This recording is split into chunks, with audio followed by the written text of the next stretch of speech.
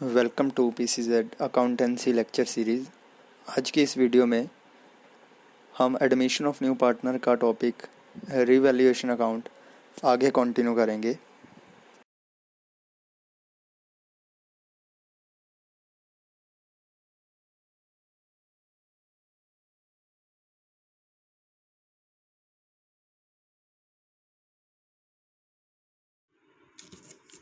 आज हम कंटिन्यू करने वाले हैं एडमिशन ऑफ न्यू पार्टनर का टॉपिक रीवैल्यूएशन अकाउंट, जिसमें प्रैक्टिकल एग्जांपल 1 ऑलरेडी डिस्कस हो चुका है। आज हम प्रैक्टिकल एग्जांपल 2 सीखेंगे, जिसमें कि थोड़ी और डिटेल में हम जानकारी लेंगे रीवैल्यूएशन अकाउंट के बारे में। तो जैसे मैंने कल आपको बताया था कि रीवैल्यूएशन अकाउंट जो है वो डिसोल्यूशन ऑफ पार्टनरशिप के केस में होता है। डिसोल्यूशन ऑफ पार्टनरशिप का मतलब होता है एक पुरानी पार्टनरशिप का ख़त्म हो जाना, जिसके बाद एक नई पार्टनरशिप स्टार्ट होती है। जैसे मान लीजिए ए और बी दो पार्टनर्स थे, इसके बाद इन्होंने एक न्यू पार्टनर सी को एडमिट कर लिया। तो अगर ये ऐसा करते हैं तो ये फर्म, पुरानी वाली फर्म बंद होके ए, बी और सी के बीच में एक न्यू फर्म क्रिएट हो जाती है, जिसे हम डिसोल्यूशन ऑफ पार्टनरशिप बोलते हैं। तो इसे हम कहेंगे डिसोल्यूशन ऑफ पार्टनरशिप, यानी कि पुरानी पार्टनरशिप का ख़त्म होना और उसके बाद एक नई पार्टनरशिप स्टार्ट होना। डिसोल्यूशन का मतलब होता है ख़त्म होना, तो डिसोल्यूशन ऑफ पार्टनरशिप, इसमें सिर्फ पार्टनरशिप ख़त्म होती है, फर्म क्लोज नहीं होती। इसके अलावा एक होता है डिसोल्यूशन ऑफ पार्टनरशिप फर्म। इसमें फर्म वर्ड जो है साथ में लगा हुआ है, पार्टनरशिप फर्म। फर्म का मतलब है बिजनेस का ही बंद हो जाना। तो जब ए और बी कोई बिजनेस कर रहे थे पार्टनरशिप में और वो बिजनेस ही शट डाउन हो गया, बिजनेस ही क्लोज हो गया, तो उसे हम डिसोल्यूशन ऑफ पार्टनरशिप फर्म बोलेंगे। तो डिसोल्यूशन ऑफ पार्टनरशिप, पुरानी पार्टनरशिप का ख़त्म होना और एक नई स्टार्ट होना। डिसोल्यूशन ऑफ पार्टनरशिप का एक और केस हो सकता है जिसमें ए बी सी, मान लीजिए पुराने पार्टनर थे, ए बी सी पुराने पार्टनर्स थे, अब उसमें से सी निकल जाता है, रिटायर हो जाता है, तो बचे ए बी। अब इसमें क्या है, इसमें भी सेम, जैसे पुरानी पार्टनरशिप ए बी सी की थी और अब वो पार्टनरशिप सिर्फ ए और बी के बीच में रह जाती है, तो इसे भी हम डिसोल्यूशन ऑफ पार्टनरशिप ही बोलेंगे। तो एडमिशन, रिटायरमेंट, डेथ के केस में डिसोल्यूशन ऑफ पार्टनरशिप होता है, और डिसोल्यूशन ऑफ पार्टनरशिप फर्म के केस में जो होता है फर्म क्लोज हो जाती है। इसमें फ़र्म क्लोज नहीं होती, पुरानी पार्टनरशिप ख़त्म होती है जस्ट, और एक न्यू पार्टनरशिप स्टार्ट हो जाती है। तो जो भी एडमिशन या फिर रिटायरमेंट या डेथ वाले केसेस होंगे उसमें हम रीवैल्यूएशन अकाउंट बनाते हैं। बाकी इसके बारे में हम बाद में बात करेंगे कि इसमें हम कौन सा अकाउंट प्रिपेयर करते हैं। तो फिलहाल डिसोल्यूशन ऑफ पार्टनरशिप में एडमिशन हम कर रहे हैं, रिटायरमेंट इसके बाद आएगा। याद रखिए, रिटायरमेंट और डेथ के केस में भी हम सेम रीवैल्यूएशन अकाउंट बनाएंगे, जो कि आप यहाँ पर देख रहे हो। तो चलिए अब बड़े ध्यान से इस क्वेश्चन को हम कंसीडर करते हैं। आप देख सकते हैं इस क्वेश्चन में आपको एक बैलेंस शीट दे रखी है। जब भी आपको क्वेश्चन आएगा उसमें एक बैलेंस शीट गिवन होगी जिसमें ए बी पुराने पार्टनर्स हैं। तो ये 3 पार्टनर्स भी हो सकते हैं, 2 भी हो सकते हैं, एज़ पर द क्वेश्चन, जैसी भी उसकी रिक्वायरमेंट है उसके अकॉर्डिंग ये हो सकते हैं। तो ए बी पार्टनर है, reserve, P&L, bank loan, creditor, bills payable. इसी तरह इधर कुछ एसेट्स देख रहे हैं आप। ये डेटर्स में से provision for bad date less करके 18,500 यहाँ पर दिखाया गया है। इसके बाद यहाँ पर कुछ एडजस्टमेंट्स दी होती हैं। जब हम न्यू पार्टनर को ऐड करते हैं तो कुछ एडजस्टमेंट्स करने को बोला जाता है। वो एडजस्टमेंट्स एसेट्स और लाइबिलिटीज़ के रिलेटेड होती हैं। और वो एडजस्टमेंट्स क्या होती हैं कि जहाँ तो एसेट्स इंक्रीज़ होगा जहाँ डिक्रीज़ होगा, सिमिलरली जहाँ कोई लाइबिलिटी इंक्रीज़ होगी जहाँ फिर डिक्रीज़ होगी। तो ये सारी चीज़ हम कंसीडर करते हैं अपने रीवैल्यूएशन अकाउंट में। तो याद रखिए, रीवैल्यूएशन अकाउंट में हम सिर्फ एसेट्स और लाइबिलिटी का इंक्रीज़ या डिक्रीज़ होना कंसीडर करते हैं। इसके अलावा उसमें पार्टनर से रिलेटेड कोई भी चीज़ हम कंसीडर नहीं करते, जैसे कि पार्टनर ने कोई कैपिटल दी है या फिर पार्टनर ने प्रीमियम पे किया, जैसे कि हमने लास्ट वीडियो में देखा था। तो उनको हम रीवैल्यूएशन अकाउंट में कंसिडर नहीं करते। पहले वाली वीडियो में मैंने आपके साथ कुछ ट्रिक्स शेयर किए थे रीवैल्यूएशन अकाउंट बनाने के, जिसमें मैंने आपको बोला था कि टू, एट और बाय को बड़े ध्यान से कंसिडर करना है, जो कि आपको एडजस्टमेंट्स में गिवन होगा। मतलब कोई भी रीवैल्यूएशन अकाउंट में जब हम एडजस्टमेंट करते हैं तो उसे हम टू, एट और बाय को बड़े ध्यान से कंसिडर करेंगे। जो जिस एडजस्टमेंट में टू या एट लिखा होगा उस एडजस्टमेंट को हम डिडक्शन मेथड से सॉल्व करके रीवैल्यूएशन में डालेंगे। जैसे फॉर एग्जांपल आपको लिखा हो कि फर्नीचर इज़ रीवैल्यूड एट 12,000। ध्यान से सुनिए, फर्नीचर इज़ रीवैल्यूड एट 12,000, ये एडजस्टमेंट है। अब आप क्या करेंगे कि फर्नीचर की जो पुरानी वैल्यू है वो बैलेंस शीट में आप देखोगे, पुरानी बैलेंस शीट में आपके पास कितनी वैल्यू है। तो मान लीजिए उसमें फर्नीचर की वैल्यू आपके पास 10,000 है, तो यहाँ पर लिखा है फर्नीचर इज़ रीवैल्यूड एट 12,000। अब ये डिडक्शन मेथड से सॉल्व होगा, यानी कि आपको 12,000 में से 10,000 माइनस करके बैलेंस जो है फर्नीचर का वो रीवैल्यूएशन अकाउंट में डालना होगा। इसके बाद जो एडजस्टमेंट में बाय होगा वो adjustment as it is revaluation account में आ जाएगी।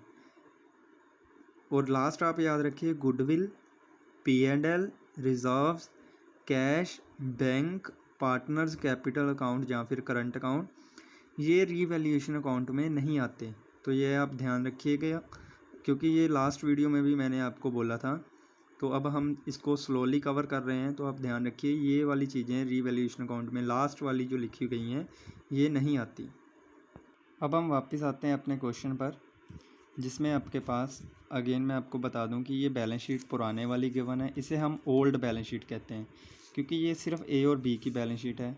अब सी न्यू पार्टनर मान के चलिए इसमें ऐड किया है, यहाँ पर लिखा नहीं है बट इसमें हमने सी न्यू पार्टनर एडमिट किया है, जिसके आने पर ये कुछ एडजस्टमेंट्स करने को बोला गया है। तो जैसे कि मैंने आपको बताया, यहाँ पर टू, एट और बाय का बड़ा ध्यान रखना है। अब हम स्टार्ट करते हैं। देखिए, मान लीजिए आपके पास फर्स्ट एडजस्टमेंट जो है वो है फर्नीचर वाज डेप्रिशिएटेड बाय। तो यहाँ पर ये बाय वर्ड जो है बहुत ही इसकी इम्पोर्टेंस है। तो मैंने आपको बोला था कि जिस एडजस्टमेंट में बाय लिखा होगा वो एज इट इज़ आ जाएगी रीवैल्यूएशन अकाउंट। ये यहाँ पर आप थर्ड पॉइंट देख सकते हैं, if there is a term by in adjustment it will appear as it is in revaluation account. तो इसका मतलब अब ये as it is revaluation account में आ जाएगा। तो यहाँ पर लिखा है furniture was depreciated by 1,000, furniture को 1,000 एज इट इज़ आ जाएगा रीवैल्यूएशन अकाउंट, क्योंकि फर्नीचर डेप्रिशिएट हुआ है। तो यहाँ पर हमारे डेबिट साइड में लॉसेज आते हैं, क्रेडिट साइड इनकम्स आती हैं। लास्ट जो वीडियो हमने इसकी की थी उसमें शायद एक जगह यहाँ पर रिसीट्स एंड पेमेंट्स लिखा गया गलती से, तो याद रखिए यहाँ पर पर्टिकुलर्स होता है रीवैल्यूएशन अकाउंट में। तो यहाँ हम अभी लिखने वाले हैं debit side to furniture account, by थी तो ये 1,000 एज इट इज़ आ जाएगा, किसी में से किसी को लेस करने की ज़रूरत आपको नहीं है। सेकेंड एडजस्टमेंट है बिल्डिंग वाज एप्रिशिएटेड टू। अब यहाँ पर वर्ड टू है, तो पुरानी वैल्यू थी आपके पास 60,000, न्यू वैल्यू है 70,000। तो अब 60,000 70,000 इसको आप कंपेयर करोगे, डिडक्शन मेथड यूज़ करोगे, क्योंकि वर्ड टू है तो टू या ऐड होने पर आप पुराने से कंपेयर करके देखते हो। तो 10,000 के साथ ये क्योंकि इंक्रीज़ है इसलिए ये इस साइड में आ जाएगा। एसेट का इंक्रीज़ होना आपका बेनिफिट होता है, तो याद रखिए यहाँ पर बेनिफिट, यहाँ पर लॉसेज आते हैं। तो बाय बिल्डिंग ये 10,000 के साथ आ जाएगी। इसके बाद नेक्स्ट एडजस्टमेंट हमारे पास provision for bad debt required 10%, ये एक इम्पोर्टेंट एडजस्टमेंट है। तो provision for bad debt 10% required है। यहाँ पर देखिए डेटर्स 20,000 के हैं और बैड डेट की प्रोविज़न 1,500 पहले से पड़ी हुई है। अब प्रोविज़न हमारा एक तरह का लॉस इंडिकेट करता है कि आपको उम्मीद है कि 1,500 आपको नहीं कलेक्ट होंगे, तो 20,000 में से 1,500 लेस किए हुए हैं। बट अब वो यहाँ पर चाहते हैं कि provision for bad that is required 10%, मतलब 10% चाहिए। तो 20,000 का अगर हम 10% करें तो ये आता है 2,000। तो 20,000 का 10% रहता है 2,000, ये वाली प्रोविज़न हो जाती है न्यू प्रोविज़न। पुरानी 1,500 प्रोविज़न है। अब हम प्रोविज़न को 500 से और बढ़ाएंगे, तो ये 500 न्यू प्रोविज़न बन गई। देखिए 10% के हिसाब से 2000 प्रोविज़न होनी चाहिए, पहली प्रोविज़न 1500 है, तो इसका मतलब ये हुआ कि 500 रुपये हमारे प्रोविज़न के और बढ़ जाते हैं। तो ये भी अगेन हमारा लॉस है। याद रखिए प्रोविज़न का बढ़ना लॉस होता है, वो डेबिट साइड आता है। अगर प्रोविज़न कम हो जाए तो ये क्रेडिट साइड आता है। To provision for bad debt 500 से। इसके बाद नेक्स्ट है स्टॉक वाज रीवैल्यूड ₹4800। ये अब रीवैल्यूड दी हुई है, नई फिगर दी हुई है। पुरानी वैल्यू स्टॉक की 5000 थी, अब न्यू वाली 4800 है। इस केस में भी हम माइनस करके देखेंगे। तो 5000 माइनस 4800, ये 200 से हमारा लेस हो गया। एसेट है, एसेट का कम होना भी लॉस इंडिकेट करता है, तो ये 200 लॉस आ जाएगा। इसके बाद क्रेडिटर्स ने 500 का डिस्काउंट दिया। अब क्रेडिटर लाइबिलिटी है, लाइबिलिटी का कम होना इनकम साइड यानी कि गेन साइड आ जाएगा बाय क्रेडिटर्स। तो इसके लिए आप पार्ट 1 वाली वीडियो ज़रूर देखें पहले, उससे आपको क्लैरिटी हो जाएगी कि इस साइड कौन सी चीज़ें आती हैं या फिर इस साइड कौन सी चीज़ें आती हैं।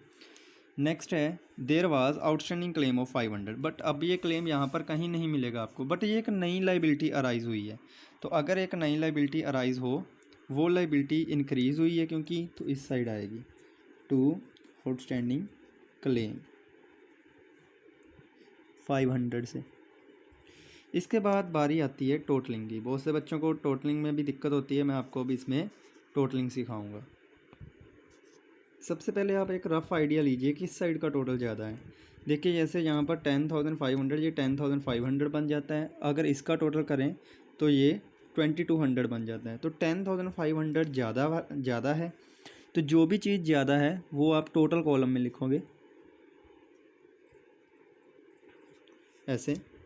अब 10,500, अब ये वाली जो टोटल थी ये छोटी थी 10,500 से, ये टोटल 2200 बनती है। तो आपने क्या करना है, जिस साइड टोटल छोटा है, जैसे इस साइड टोटल कम है 2200 है, आप क्या करो 10,500 में से ये 2200 आप माइनस कर दो, तो ये आपके पास आ जाता है 8,300।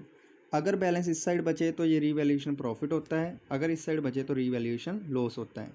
इसके बाद ये जो रीवैल्यूएशन प्रॉफिट है, हम ए और बी पार्टनर को इनकी प्रॉफिट शेयरिंग रेशो में, जो कि क्वेश्चन में गिवन होती है, जैसे 3:2 रेशो में था, तो 3/5 यानी कि 8300 मल्टीप्लाई बाय 3 डिवाइडेड बाय 5।